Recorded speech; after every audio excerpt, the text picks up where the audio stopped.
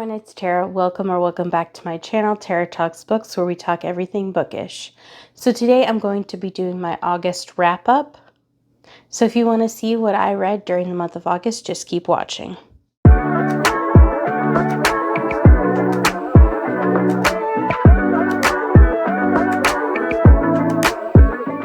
So the romance readathon was all throughout the month of August, so a lot of my books are historical romances because those earn my team extra points.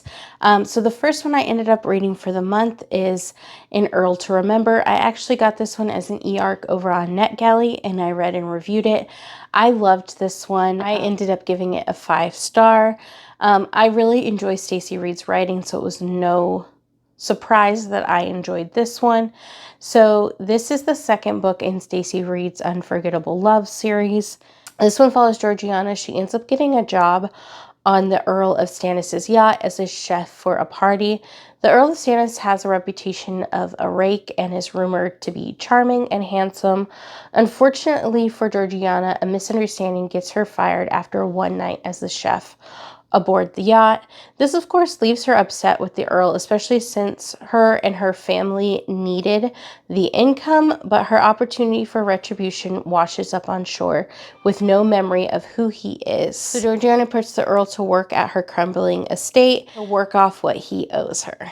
And of course, there's this underlying feeling of like he could remember who he is at any moment. So you kind of feel this tension within the book. I loved the chemistry between Georgiana and Daniel. I loved like seeing Georgiana's passion for cooking. That really came across on the page. It was something that she really enjoyed doing, and you could tell. I also adored the sister relationships and how like Daniel ended up adoring them. I thought that was swoon-worthy. There are some scenes between the two younger sisters, and even with the sister that's closer in age to Georgiana, there's a scene that happens that I really enjoyed, how Daniel came to care for them. So the tropes are obviously amnesia, and it is also a class difference.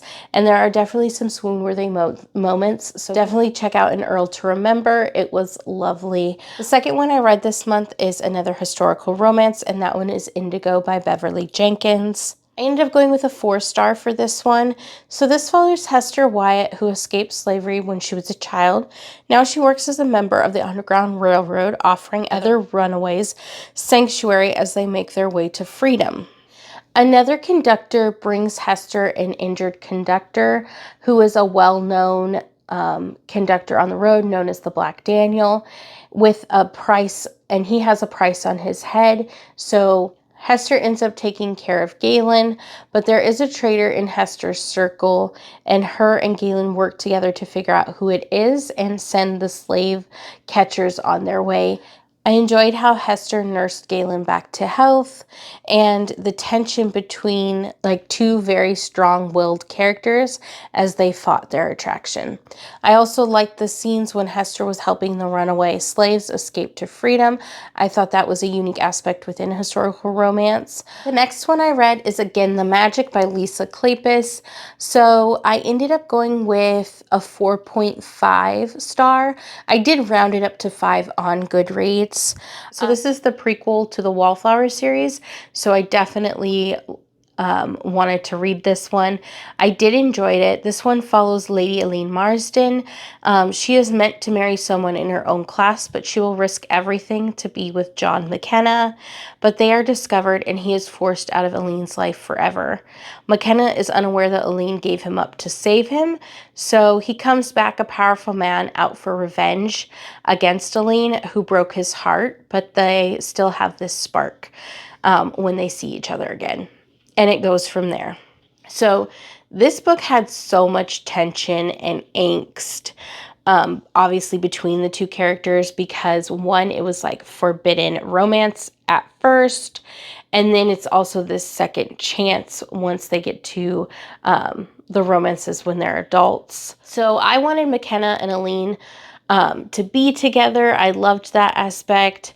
I was like rooting for the couple. At the end though, what took off a half a star, was that I got frustrated with Aline a little for not trusting McKenna at the end, or not like putting her faith in him, even though he has proven himself.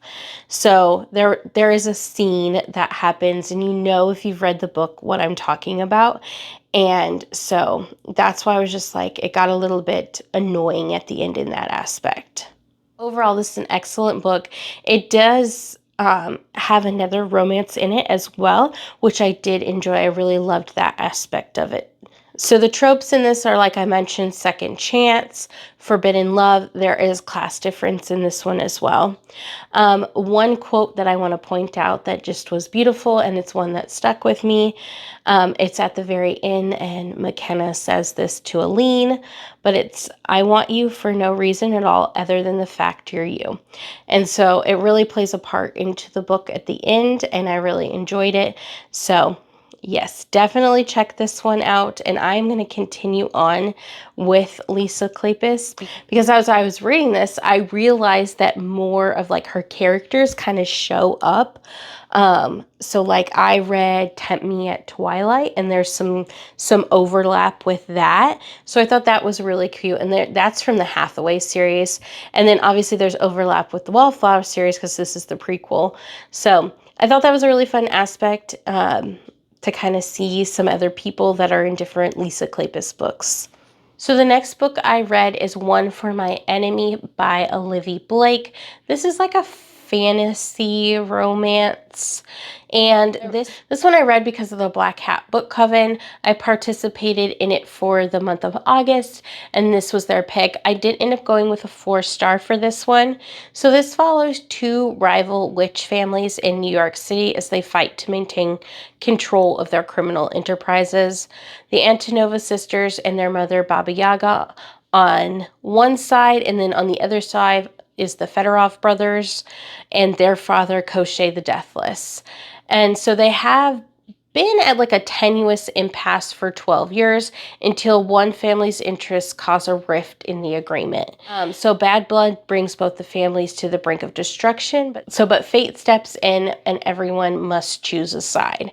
And it goes from there. I really enjoyed this one because I don't read a lot of fantasy, so I enjoyed like just experiencing it, and I'm realizing that maybe I do enjoy fantasy.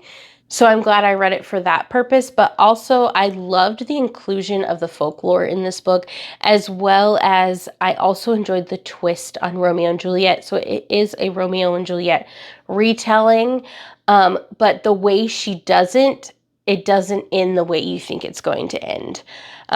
So I really enjoyed that aspect of it. I would have loved more from all the sisters. I think that's part of the reason why I gave it a 4-star. It does focus a lot on the Fedorov brothers, but then the Antonov sisters, it mostly focuses on 2 of the Antonov sisters, because there are 7 of them, and then of course their mother, but I would have liked more from them. So I think that's why I knocked it down a star, or that is why I knocked it down a star. I also loved Bryn Mawr, who is a side character to the families. I would almost consider him a main character because he's in the majority of the book, or he's in the entire book. But it's mainly about these families, and then he kind of interacts with both the families, and I liked his character. He was fun. I definitely will try some more from Olivie Blake. So the next one I read is Dangerous Alliance by Jennieke Cohen. And this one is a YA historical romance. And I ended up going with a 3-star for this one. So this one follows Lady Victoria Aston. She has grown up with everything, but circumstances are forcing her to marry or her family will be destitute. Victoria uses her novels by Jane Austen to guide her as she enters society.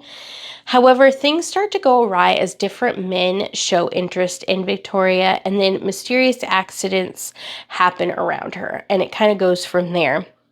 So I enjoyed this overall, but I felt it was a little long. There were just some parts that I felt didn't, need to be in there. I could feel its length. I liked the nod to Jane Austen novels. I thought that was a fun aspect of it. I think this was more mystery than anything. The mystery element was relied on heavily. I mean, it is a historical YA, historical romance, is how it, I believe, is marketed, but then with like a twist of mystery, but I think the mystery overpowers the rest of it. I will say there is a trigger warning in this one of domestic violence. It is not between the main characters, but it is definitely a big aspect of the book, and I think that should be noted. So the last book that I ended up finishing this month is Get Thee Off My Lawn. It is a novella by Daria Vernon. I did end up going with a 4-star for this one, and it is a historical romance. So this one is about April Nightingale. She wants what is best for her swans, Gerald and Daphne, but Gerald keeps running away to her neighbor's pond. One day when she goes to bring Gerald back, she gets into a predicament, and her rescuer is, of course, her tall, handsome neighbor who can't stop laughing at her predicament. And so I really enjoyed this novella. I don't want to say much more because, again, it's a novella. It's very short. But I thought it was really fun. I ended up going with a 4-star. It was laugh out loud, and Gerald was a character himself. So I loved that aspect. I do want to mention that the majority of the month I did not finish 2 books, but I read the majority of them during August, but I will actually wrap them up in September, and that one is Captive of the Horde King. I did finish that one on September 1st, so it'll go towards my September. And then I also finished Pam Godwin's Sea of Ruin on September 1st as well. So it doesn't count, how I do it, it doesn't count towards my August, but I read the majority of those books in August. So I got through 6 full books and then the majority of 2 other ones. So I feel pretty good about that. Let me know what you decided to read during the month of August. Like and subscribe if you'd like to. Bye.